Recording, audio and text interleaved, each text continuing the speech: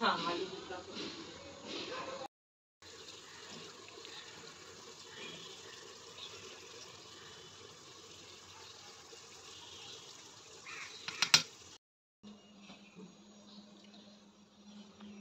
দেখানোর কি লাগেছে।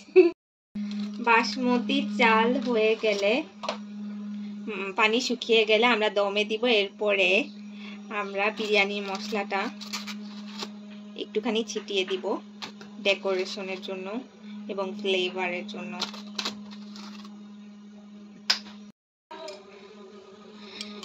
একটি গ্লাসে দুধ আর ফুড কালার এবং ঘি মিশিয়ে রেখেছি, এটা দিব যাতে বিরিয়ানি কালারটা সুন্দর আসে।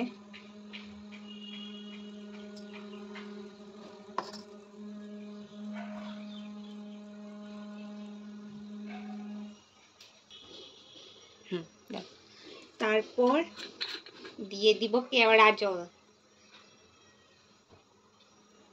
একটু ফ্লেভারের জন্য, বেশি দিব না, আধা ঢাকনার মতো দাও। তারপর বেরেস্তা করে রাখা পেঁয়াজ একটুখানি দিব, একটু কম।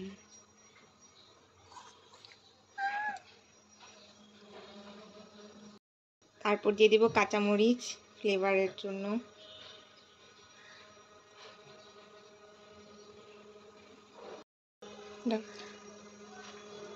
তারপর ঘি দিয়ে দিব আর একটু। তারপর আমরা ভেজে রাখা আলু দিয়ে দিব, এই যে।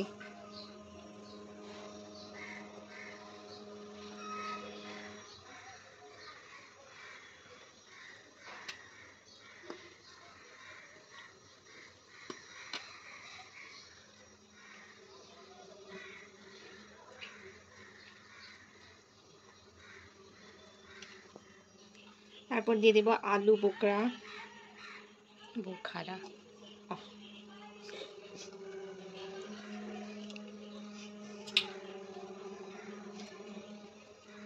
একটু ঢুকিয়ে দিব যাতে এটা নরম হয়।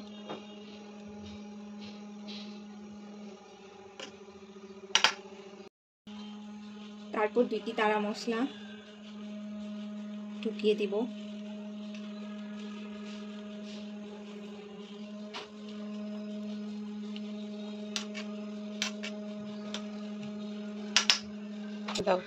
তারপর বিরিয়ানির চিকেন আলাদা করে রান্না করা দিয়ে দিব।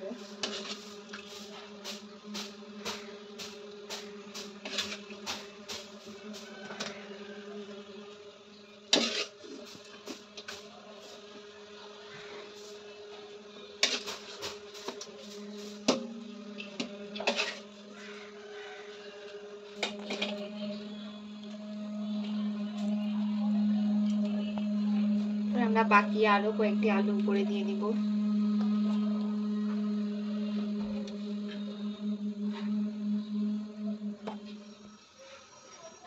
আমরা আরেকটি কাঁচামরিচের লেয়ার দিব। That will make your biryani colorful. Last not the least, again a layer of ghee to make flavor.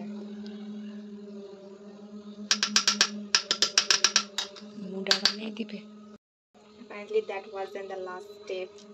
We have few beresta. Caramelized onion. বিরিয়ানিটি দমে রাখতে হবে। একটা কিছু দিয়ে চাপ দিব আর চুলা তাপ একদমই অল্প থাকবে।